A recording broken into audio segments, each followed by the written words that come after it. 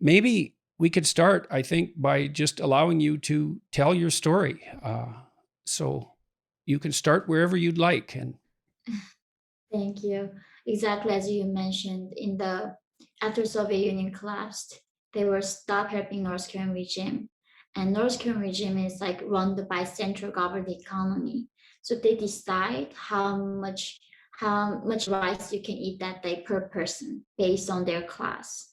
So even though the biggest irony of North Korea is that it was founded the idea of equality, make everybody the same, the communism, and then they called it themselves as a socialist paradise. But they made it into North Koreans into three big categories of classes, and within three categories, they divided 50 subcategories of classes. So it became the most unequal society that you can imagine right now in our human history. I was born in the northern part of North Korea. So during this great famine that was man-made famine by Kim regime, that's where most of North Koreans died in the northern part where I was born. And the people in Pyongyang, in the capital, they were still well fed. So the modern example that I found was actually the Hunger Games. There is a capital and they divide 13 different districts.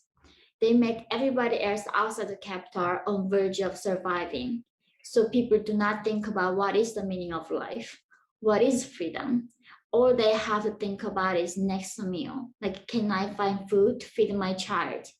And in Pyongyang, they are really well fed and they have every intention to maintain the system and the regime. So that's where I was born in. In the 1993, seeing the dead bodies on the streets was literally everyday thing. I never knew that that was like weird word.